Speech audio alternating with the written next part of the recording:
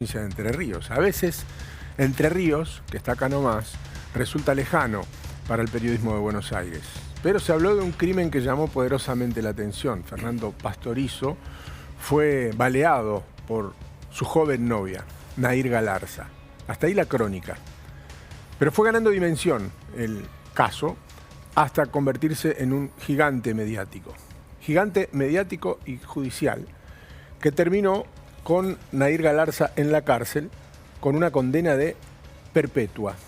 Esta historia, cuyos detalles fueron ganando espacio en los medios, primero su historia de amor, después el crimen y después las relaciones entre ellos, la relación entre ellos y las relaciones y los vínculos entre sus familias, que terminaron tejiendo una verdadera novela, a tal punto que se ha transformado, porque ya es una realidad, en una serie de HBO Plus basada inicialmente en un libro que escribieron nuestros colegas Mauro Zeta, cuando aún trabajaba en este canal, y Mauro Fulco. Los dos escribieron un libro que sirvió de inspiración para esa serie. Pero decíamos antes de la pausa y decimos ahora que tuvo mucho espacio en los medios. Horas de televisión, horas de palabras en las radios, centímetros y centímetros en los diarios, muchos links en internet. Eso fue el caso Galarza, mediático. A tal punto que Nair Galarza, que está presa todavía, esperando que la Corte Suprema defina su situación, tuvo un asesor de prensa, que es Jorge Sonsini, que acaba de sacar un libro, dicho sea de paso, donde cuenta la trama secreta de esos momentos donde la condena parecía algo inevitable.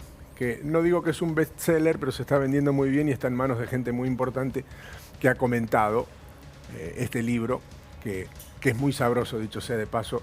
Yo estoy comenzando a leerlo. Y está con nosotros. ¿Cómo estás, Jorge? Buen día. Buen día, un placer estar con ustedes. Bueno, una serie es una serie. Claramente va a volver a poner el caso en el tapete y al mismo tiempo, entiendo, para Nair Galarza representa, vos siendo su asesor de medios o habiéndolo sido, una oportunidad de reinstalar un tema, algo que no puede hacer cualquier preso, cualquier detenido, que se vuelva a hablar de su situación o que su situación vuelva a tomar estado público. Exacto. Vos sabés que este caso arrancó con esa tragedia a la que todos llegamos tarde. Eso siempre hay que aclararlo. Yo digo, nos tenemos que poner de acuerdo en lo que estamos de acuerdo para después discutir otro tipo de cuestiones. Aquí hay una tragedia, hay un crimen y se transforma en uno de los casos más emblemáticos de criminalidad joven. ¿Por qué? Por las edades de los protagonistas. Un chico de 20 años y una chica de 19 años. A mí me tocó la función profesional en los días previos al juicio oral de ser el vocero de Nair, es decir, la voz de Nair ante los medios de comunicación. Como designación y elección de ella, siempre aclaro la diferencia entre designación y contratación, porque la designación te permite, obviamente, después hacer esto que estoy haciendo yo, adentrarme en el tema, sostenerlo hasta el último día. Por ejemplo, hoy van 42 meses de este caso, que como vos decís tiene una vigencia muy, muy fuerte en los medios, en la opinión pública, no solamente nacional, sino internacional. Esto tiene una trama, porque uno es el camino de los abogados, claramente. Exacto. Otro es el momento de la pelea entre las dos familias, de las tensiones que se generan durante el juicio, y otra la repercusión en los medios. Los medios y las redes. Cómo los medios y las redes reflejaron este caso y en todo caso cómo se vivió desde adentro, que es lo que contás en el libro y lo que nos interesa saber ahora. ¿Cómo es eso desde adentro? ¿Cómo se vivió y se vive desde adentro? Bueno, ya te digo, yo vi un 31, en víspera de Año Nuevo, sentado junto a mi familia, una tapa del diario de mayor tirada, donde vi la foto de una jovencita y un chico con el torso desnudo y con unos lentes, con el título Historia de una tragedia adolescente. Cuando uno es padre de adolescentes, obviamente siente y proyecta.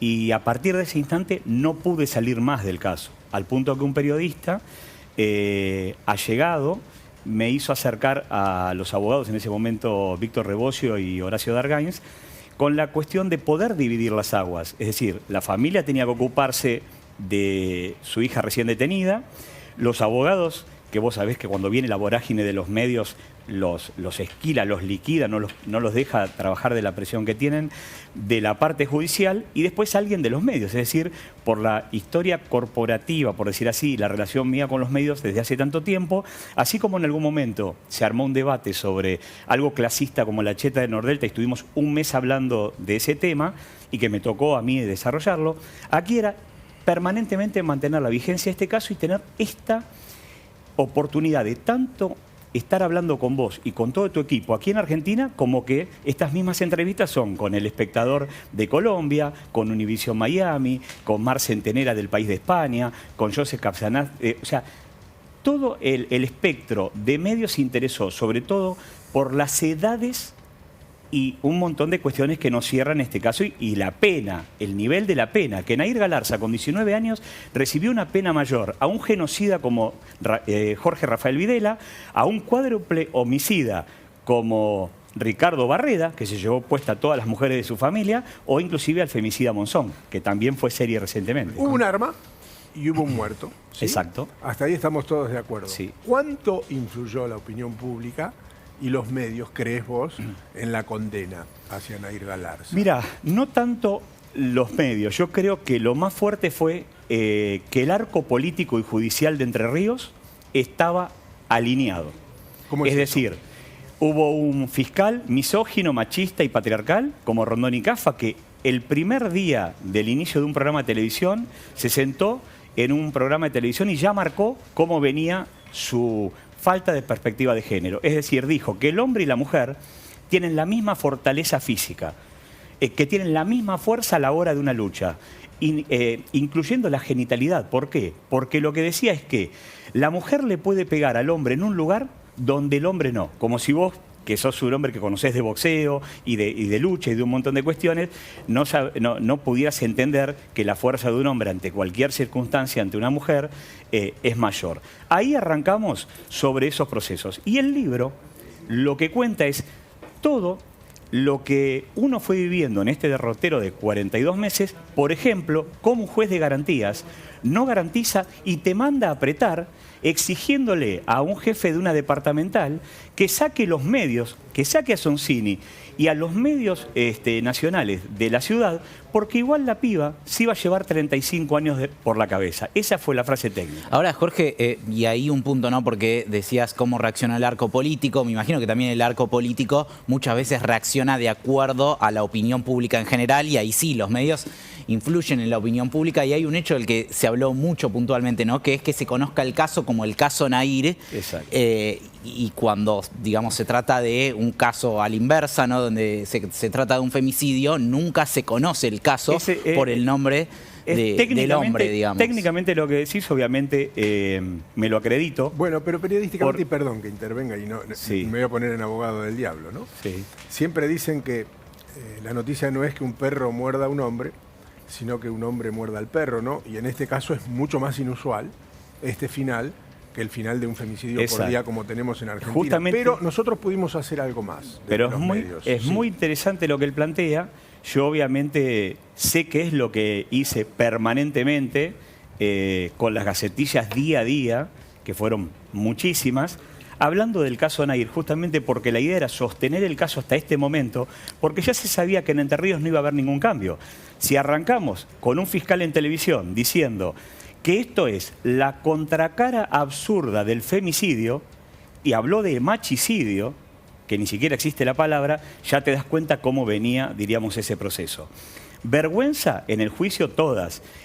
La querella pidiendo ir rápido, cerrar el juicio para llegar a ver el partido Argentina-Nigeria. Es decir, la mujer no tenía, el tratamiento de la condena a una mujer no tenía ningún valor. Ya cuando se sentó estaba absolutamente condenada. Entonces había que sostener el caso hasta este momento para que la Corte Suprema de Justicia vea cómo se incumplieron todas las convenciones de violencia de género y protección de la mujer que firmó Argentina a nivel internacional. Por ejemplo, Belén do Pará del año 94. Es inusual en Argentina que haya una especie de Kardashian en el caso O.J. Simpson, por ejemplo, Sí. que es lo que vos hiciste acá. No es muy usual esa tarea que vos llevaste a cabo en un caso mediático. Por ahí lo hace un abogado burlando, o Miguel Pierri Exacto. solía hacerlo con eficacia. Es novedosa. Pero es novedosa tu tarea no siendo abogado. Es verdad, es novedosa, pero justamente los abogados deberían trabajar en los tribunales y en todo caso que los medios tengan un poquito de información equilibrada para que todo no sea, la balanza no vaya hacia un lado. Lo que decís de Robert Kardashian en el caso de Simpson, él le leyó a la opinión pública una carta de O.J. Simpson. En mi caso, llevé de puño y letra de Nahir diciendo que era yo, su vocero y único portavoz de su verdad ante los medios, al Instituto Nacional de la Mujer, para que la pudieran escuchar en su celda, algo que no ocurrió. Jamás fueron a su celda a escuchar lo que quiso contar en ese momento. Increíblemente, las cosas son muy dinámicas. La realidad es muy dinámica y seguramente distinto hubiera sido el tratamiento en los medios e incluso en las calles hoy, del mismo caso que fue hace muy pocos años. Exacto. Hoy la perspectiva hubiera sido diferente. Exacto. ¿Cómo fue en ese momento? ¿Con qué te encontraste en ese momento cuando empezaste a levantar el teléfono? Yo llegué a Gualeguaychú y de entrada me hicieron una tapa al diario local. Venía yo caminando, hablando por teléfono y pusieron manager mediático y enemigo número 1 de la ciudad. Porque yo dije que había una niña en la ciudad de los machos, pero en realidad dije que ellos no se sabían reconocer como víctimas. Porque vos no te olvides que a las marchas contra Nahir Galarza iban 4.000 personas, pero las marchas contra el ciudadano ilustre, Gustavo Rivas, aquel abogado, me acuerdo, que lo acusaron de 2.000 abusos infantiles, iban 40 personas. En el mismo lugar. Entonces, mismo lugar y mismo alineamiento político judicial. A este los condemos, lo cubrimos, le hablaron de todo, de facilitación para la prostitución, abuso infantil, prostitución de menores, y sin embargo iban 40 personas. Y después, a las marchas contra Nahir, tuve periodistas, te doy un ejemplo, como el Gaucho Hernández, que estaba ahí en una comisaría y me dice, Jorge, yo nunca vi algo así. Dicen que si le llegan a dar la domiciliaria, prenden fuego la comisaría con la piba adentro. Y fíjate qué comisaría. La de la minoridad y la mujer.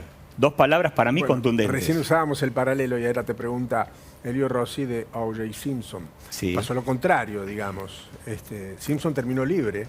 Exacto. Cuando las pruebas en su contra eran abrumadoras, exacto, lo dicen hasta el día de hoy. Pero este caso pero por todavía lo que no podría haber provocado Simpson preso. Exacto. Un enfrentamiento racial sin dimensiones, muy bien utilizado por Kardashian, exacto, dicho sea de paso. Pero Elio tiene una pregunta. No, estaba pensando cuando decía Jorge al comienzo de la charla que Nahir ha tenido un castigo superior a Barreda o al mismísimo Jorge Rafael Videla. Yo tengo la impresión de que el contexto es muy diferente, claramente, digamos, en los dos momentos en que vos estás hablando, el concepto feminismo, el concepto de derechos de la mujer no existían, digamos, ¿no?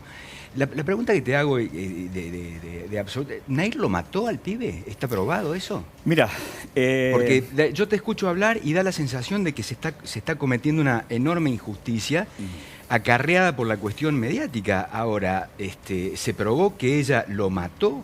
¿Le deserrajó, no sé, tantos balazos, etc.? Todo eso está probado. El tema son los agravantes. No la calificación por legal, eso, es muy interesante poder responderle eso a Elio, que es sobre la materialidad del hecho. Como ella se presentó, aunque yo sepa un montón de cosas, inclusive las cuente e hipótesis en el libro, mucho no se puede discutir. Acá lo que se habla es de cómo se trató, cómo en 6 meses juicios de corrupción duran 5 años y a un adolescente en formación sin antecedentes, que se presentó, que colaboró, que entregó el arma, que dio las claves, que hizo todo lo que tenía que hacer. No es que fue buscada y detenida y fugada. Le dieron una pena mayor y le cerraron en 6 meses el caso. Ahí me parece... No puedo fingir que estuve en ese lugar, en ese momento. Pero me parece que lo que marca la diferencia, es decir, digamos... Hay que lidiar con la cuestión mediática. En este momento es tan importante, fíjate vos, hasta las fake news pueden hacer que un candidato pierda las elecciones. Exacto, entonces, exacto. Me parece que me parece, yo creo que también, de hecho, tu trabajo ha consistido en trabajar para los medios, básicamente. Es decir, una cosa es que yo me acuerdo del caso de la piba que fue asesinada mencionaste a Pierri vos recién. El hijo de Pierri dijo, boludo, la mató. Sí, la Ángeles mató. Rauso. Ángeles Rauso. Bueno, digamos, Condenado José Luis en un Mangieri, momento por determinado yo trabajaba este canal no era de estos dueños, sino de los anteriores dueños, me Sí. parece. Por ahí me falla mal la memoria, pero me da la sensación por el tiempo transcurrido. En un momento este canal se transformó en Ángeles TV. Es decir, vos tenías... Yo hice desde meses con el mismo tema, meses de televisión. O sea, en otro canal, sí.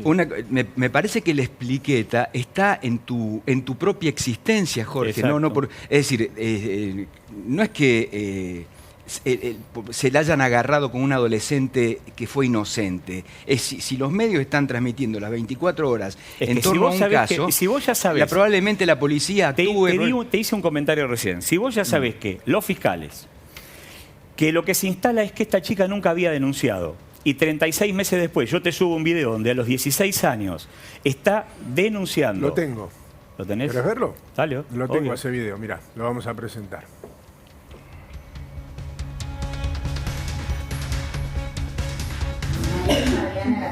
¿Qué edad tenés, Nani? 16. Estaba oscuro y no estaba consciente en ese momento, yo estaba perdida. ¿Y cómo te encontraste vos?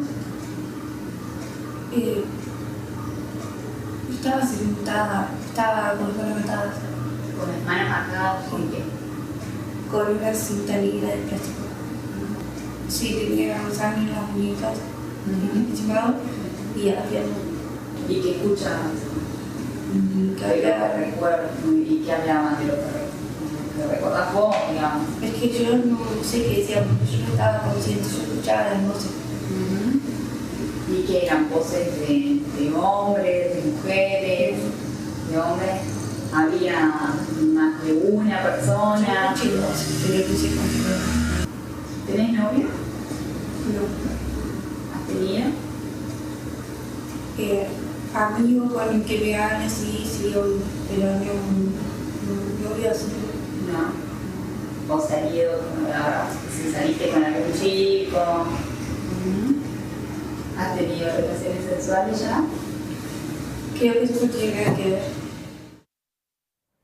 ¿A qué se refería, Jorge? Y enseguida Bueno. te pregunta Sheila como mujer, ¿no? Esto es... a mí me conmueve porque he sabido que en materia de violencia de género hay mujeres que tardan hasta 7 años en denunciar. Ha habido periodistas, Tundis o Canfer, que contaron que no podían ellas, ya con capacidad intelectual, con edad, con conocimiento, con relaciones, denunciar. A los 16 años ella habla de un ataque en manada. Los medios dijeron que esto fue un invento de un autosecuestro. Ahora, ahí ella está contando que aparece con las manos atadas en un descampado, que le hacen oler algo nauseabundo. ¿Y qué dice el dictamen del fiscal Martín Gil? Que es importante que lo recuerde la gente de Entre Ríos. Dice que si bien el hecho ocurrió, el relato es coherente, es coincidente, las escoriaciones en las muñecas están, e inclusive hablan de la dilatación de una membrana femenina. A pesar de eso, la descripción de los malhechores no fue suficiente, entonces se cierra ahí. Por lo pronto, tipos del nivel de Enrique Stola o de Alicia Castro, que están ahora justamente en las pericias más fuertes que se están dando en la Corte Suprema de Justicia, podrían llegar a entender que esto ocurrió 3 años antes y cosas que ocurren después son el acto tardío al abuso sexual. Entonces, imagínate, yo cuando me adentro en este tema, no hablo solamente de Nair, sino de un montón de Nair que hay en las cárceles de todas las provincias, donde la línea es patriarcal, misógina, machista, y la mujer no tiene ninguna oportunidad. Jorge, te hago una consulta. Es de público conocimiento que, bueno, Nair ha tenido varias exigencias dentro de la cárcel. Ella con este tipo de publicaciones, tanto literarias como televisivas, ¿tiene algún tipo de beneficio? ¿Ella exige No, algo? la mayoría de las que dijeron, pensá que antes, mientras estaba en la comisaría de la minoría de la mujer, salió que había pedido un aire acondicionado, un personal trainer y comida gourmet. Era payasesco. Pero te digo algo, y lo cuento en el libro, si hay una de las palabras que tuvo todo este proceso, es la palabra vergüenza. vergüenza en distintas actividades, lo judicial, lo carcelario, lo familiar. No te olvides que nosotros no pudimos lograr, y cuando digo nosotros, porque yo junto al doctor José Ostolaza, el doctor José Dargain, un gran equipo obviamente que está trabajando de ese momento, se llegó a pedir la autopsia psicológica del chico y en realidad se terminó haciendo con una acción mediática. Cuando una periodista española le dice al padre que va a ir al Bailando de Italia y lo graban durante 7 horas mostrando el nivel de misoginia, de odio hacia la mujer en el que se crió ese pibe. Escuchen esto y después nos cuenta Jorge qué es. No me voy a ir a ningún lado, ¿qué parte no entendés, loco? ¿Vas a venir esta noche o te vas a comer a todo el puto mundo? ¡No te metí! Te estoy diciendo que no me acuerdo, no es seguro que jugué a la Play, vos sos estúpida. Tienes problemas en la cabeza, no te mentí, no te mentí, no te mentí. ¡No te mentí! ¡Fue con mi papá! Bueno, cuando se está haciendo la pericia de los celulares... Esa es la voz de Fernando Pastoriza. Exacto. Cuando se está haciendo la pericia de los celulares... En esta historia, sí. Y fíjate los capítulos que tiene esto, no de la serie, de la realidad. El fiscal Rondón y Cafa, que lo premian por cerrar la causa en 6 meses y le dan el juzgado de garantías de Federación, pobres las mujeres de Federación, es otra localidad obviamente de Entre Ríos, entrega las pericias y dice, muchachos, el informe de Gendarmería es una mierda, pero vean lo que pueden hacer. Casualmente o causalmente, todas las redes de la víctima fatal estaban vacías. Yo tengo hijos adolescentes, tengo 4 varones y tengo hijos adolescentes. No conozco a nadie que tenga borrado entrada, salida, spam, borradores, todo borrado. Lo único que nos salva a nosotros es que en un momento en la celda de Nahir, yo le digo, Nahir, vos ya no podés proteger a nadie. Tenemos que buscar todas las alternativas para que se vea la violencia de género que vos padecías. Y me entrega unas claves. Y fíjate, un solo recurso de red nos salva, que es que cuando a vos alguien te escribe a tu Twitter y te dice desbloqueame, zorra, te vas a comer a todo el puto mundo, desbloqueame, y todo el tipo de hostigamiento que hubo, ese Twitter rebota en un Hotmail. Y ese Hotmail ella nunca lo cerró, que lo tenía desde 2011. Ahí aparecen 5.000 fojas de lo que era el hostigamiento y la violencia de género ejercida. Por eso te digo, no hubo perspectiva de género, tuvimos un fiscal misógino, y con respecto a eso que mostraste, ese video de los 16 años, cuando salió y un periodista dijo, este fiscal va a tener que dar explicaciones, ¿sabes lo que dijo? Ahí estábamos estudiando un rapto. La bestia humana, ese burro jurídico, no entiende que ya no se habla de rapto hace años. Anda a preguntarle al fiscal Marcelo Colombo o a Alejandra Mangano de la Protex si ahora no se llaman delitos contra la integridad sexual de la mujer. ¿Qué rapto? Hoy los secuestros son con fines sexuales. Así que te imaginas si tenés un fiscal misógino, un coordinador de fiscales misógino y la misma querella que quería ir a ver el partido de Nigeria y Argentina antes de cuidar lo que tenían que cuidar, que eran los intereses de la víctima fatal y de a quien estaban quizás por hacer mancar el resto de su vida en una cárcel. Bueno, por eso te digo, en el libro van a encontrar todo el proceso de la vergüenza que vivieron estos 42 meses.